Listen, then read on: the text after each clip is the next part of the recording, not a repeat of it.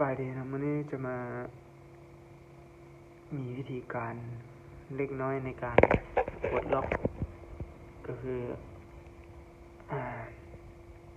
vivo ที่เป็น CPU Quad-Core นะในกรณีนี้นี่ก็คือเวลาเราเข้าตัวที่ไปวิบเนาะเพื่อกับเป็นการเสียเวลาจะบอกเข้าให้เบิ่งเนาะตัวนี้เพราะว่าหลายๆคนคงจะรู้เนาะตัวนี้ว่ามันเข้าเวลาวิบแล้วมันจะขึ้นติดรหัสลักษณะแบบนี้นะคือรหัสหน้าจอนี่แหละจะเป็น1ตัว4ตัวหรือ6ตัว2ตัว3ตัวยังก็ขึ้นกับมันจะเป็นนะตัวนั้นนะซึ่งสาเหตุที่มันเกิดนั่นก็อธิบายบ่ได้เนาะมันเป็นอย่างน่าจะเป็นระบบที่ว่าเขาจะตั้งไว้เนาะซึ่งในส่วนนี้นี่ในการปลดล็อกตัวนี้เนาะเราจะใช้ซอฟต์แวร์ก็คือ RBSoft เนี่ยตัวนี้จะเป็นฟรีดาวน์โหลดสามารถดาวน์โหลดได้ทั่วไปในอินเทอร์เน็ตแล้วก็ไฟล์ตัวนี้ซึ่งบ่ต้องไปคิดยากเนาะมีนักพัฒนาไว้ให้แล้วเพียงแต่เราเบิ่งเป็นแล้วก็สามารถใช้ได้ตัวนี้ก็คือตัวนี้นี่ถ้าท่านใดสังเกตนะหรือว่ามักอ่านได้หน่อยนึงก็จะสามารถรู้ว่าเอามาแต่ทางใดเนาะ modify ได้จากกล่องต่างๆเนาะสำหรับท่านใดบ่มีกล่องหรือว่าบ่ได้ซื้อว่าซั่นก็ไปเซาะนำตัวที่ว่าแคกเอาละมันจะมีเนาะไปซอกเบิ่งเนาะตัวนี้นะซึ่งจะมีหลายๆรุ่นก็จะmodify มาจากกล่องเนาะตัวนี้หรือว่าจะดาวน์โหลดนำอินเทอร์เน็ตก็ได้ซึ่ง vivo ตัวนี้จะเป็น Y55s แล้วก็ต่อไปที่เราจะใช้ก็คือ driver นี่ขาดบ่ได้เนาะถ้าบ่มี driver ก็จิบหายเนาะเวลาที่เราติดตั้งตัวนี้ไป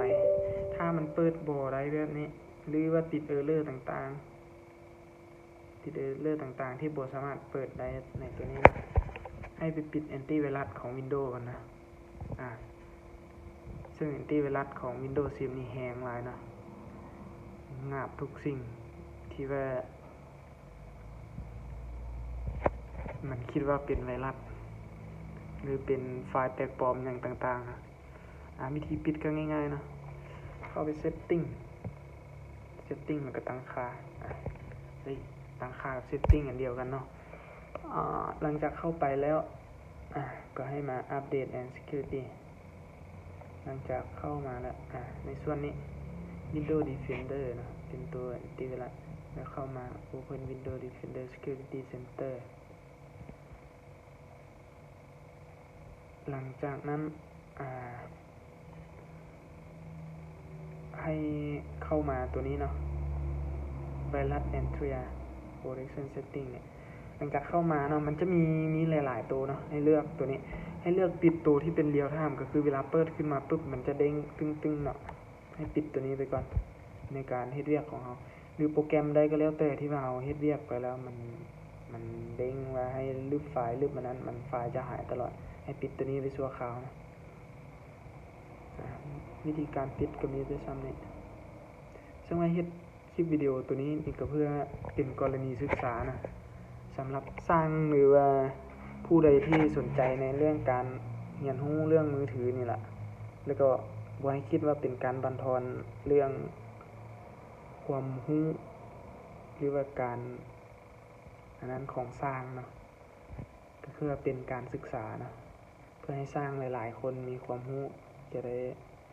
มีแนวทางพัฒนาหรือว่าแนวทางแก้ไขหลายๆวิธีนะตัวนี้ก็เป็นส่วนหนึ่งที่ว่าในการปลดล็อกตัวนี้สามารถปลดล็อกFRP ได้นะคือ Gmail นั่นแหละแล้วก็ปลดล็อกตัวนี้ Passcode เนี่ยซึ่งอยู่ในส่วนนี้นี่ถ้าเป็น CPU Quad-Core การปลดล็อกอันนี้นี่ค่อนข้างจะถ้าผู้บ่รู้แท้ก็ยากหน่อยนึงนะถ้าผู้รู้หรือว่าเขามีประสบการณ์มันก็จะง่ายนั่นล่ะก็คือหลักการก็คือง่าย ให้ลั่นโปรแกรมนี้ขึ้นมานะลั่นโปรแกรมแล้วให้ล็อกอินมันจะมี user อันนี้ตัวนี้สามารถไปดาวน์โหลดแล้วก็อันนี้นี่ copy จากเขาเจ้ามาเนาะโหลดจากเขาเจ้ามาถ้าอยากรู้ก็เบิ่งเว็บไซต์ตัวที่ว่า copy วางเข้านี่เลยล่ะล็อกอินหน้าต่างมันก็จะเป็นลักษณะแบบนี้นี่แหละหน้าต่างของมันเนาะอันนี้มาหลังจากล็อกอินได้ก็มาในส่วนของโทรศัพท์เพื่อเก็บความพร้อมถ้าผู้ใดอยากรู้ว่ากดปุ่มอย่างเลยเนาะลองติดตั้งไดเวอร์ไปแล้วให้กดแต่ละปุ่มค้างไว้แล้วลองเสียบสายนะแล้วก็อ่านค่าเบิ่งว่าโทรศัพท์ของเฮานี่เวลากดปุ่มใดปุ่มนึงนี่นะมันไปเล่นไปหาไดเวอร์ตัวใดส่องหาตัวใดเนาะเราก็อ่านค่าตามนั้นในการที่จะแฟลชหรือว่าในการที่ว่าจะเฮ็ดหยังก็แล้วแต่นะเกี่ยวกับโทรศัพท์เนี่ยซอกสายแป๊บนะ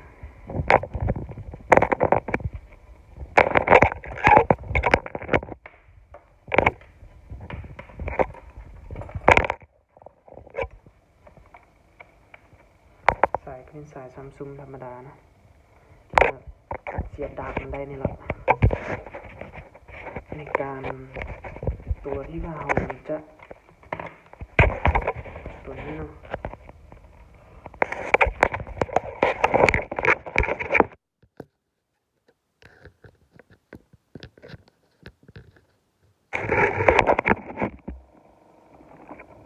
ตัวนี้นี่นะในการที่ว่าจะให้มันโหลดตัวใดเอากดปุ่มเสียงขึ้นเสียงลงเสียงขึ้นเสียงลงพร้อมกันค้างไว้นะกดค้างไว้แล้วก็เสียบสายแล้วเสียบสายแล้วนะแต่ว่าตัวเครื่องนี่บอกให้เปิดไว้แบบนี้นะต้องปิดก่อนเลยปิดเครื่องก่อนอื่นเลย power off ไป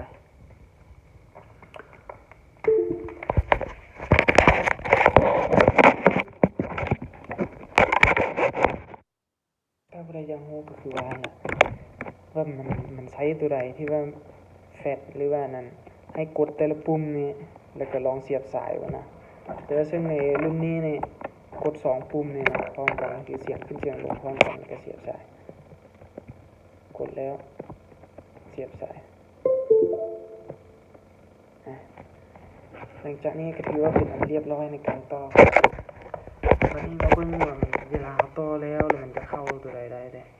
ก็ให้มาเบิ่งนี่นะในส่วนของ Driver Manager นะบ่แม่น Driver นะ Device Manager ก็คือในส่วนของพอร์ตเนี่ยนะถ้าคอร์ดคอมมันจะเป็นตัวนี้เนาะตัวนี้เลยคอม21ก็คือพอร์ตที่21นะดูแจ้งต้องเป็นตัวนี้เด้อ900 9008นะถึงว่าเป็นตัวนี้มันถึงสามารถมันเข้าได้อันนี้ตัวซอฟต์แวร์ที่เราจะใช้ปลดเนาะบัดนี้เราก็เพียงไปคลิก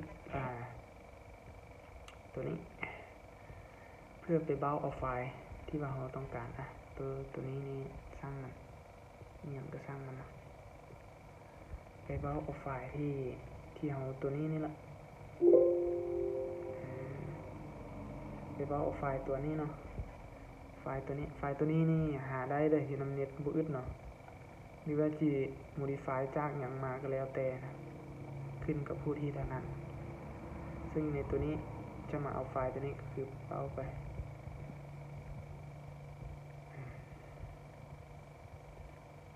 จากนั้นก็มาซอกไฟล์ตัวนี้CPU ตัวนี้เป็น CPU Qualcomm 8917นะตัวถ้าผู้ใดอยากรู้ก็เสิร์ชนำเน็ตเอาเนาะ มันจะมีบอกละเอียดหลังจากนี้ก็คลิกไปแล้วก็คลิก format user data ให้สังเกตเบื้องนี้เนาะถ้ามันเป็นแบบนี้ถือว่ามันเห็นพอร์ตเจอพอร์ตที่ว่ามันต้องการนะหลังจากนั้นก็มาเบิ่งโทรศัพท์เนี่ยนะมันจะเป็นแบบนี้ละก็คือมันจะรีสตาร์ทเองนะตามนี้เลย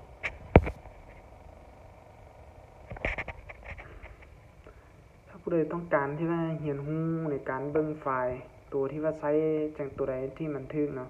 อยู่ในเน็ตมันมีหลายแต่ว่าถ้าเฮาบ่ใช้อาจจะจิบหายนะใช้ผิดตัวก็งานเข้านะเพราะว่าเคยลองมาฉะนั้นถ้าท่านใดต้องการลองก็ลองเบิ่งนะ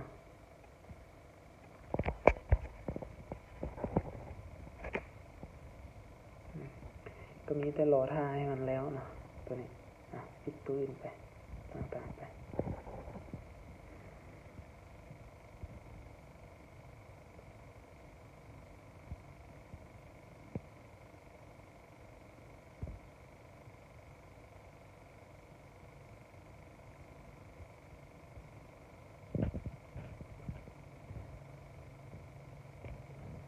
ระหว่างนี้ก็ทำบูตกับมิดไปก่อนเนาะ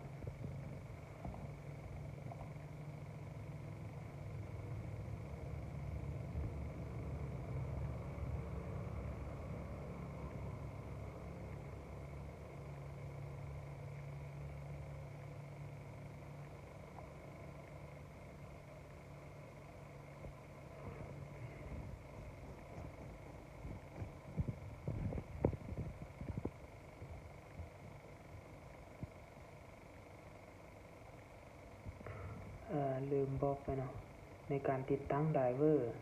ถ้ากรณีเราติดตั้งไปแล้วมันโบเราเสียบสายแล้วมันบ่ขึ้นเนาะหรือว่ามันขึ้นแล้วเป็นกาหมายทวงหรือว่าเป็นลักษณะนี้เนาะ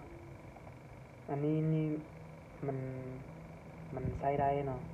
แต่ว่าถูกปิดไว้เฉยๆก็คือถ้ากรณีมันขึ้นแล้วเป็นหมายทวงหรือว่าเราบ่สามารถเบิ่งได้นะ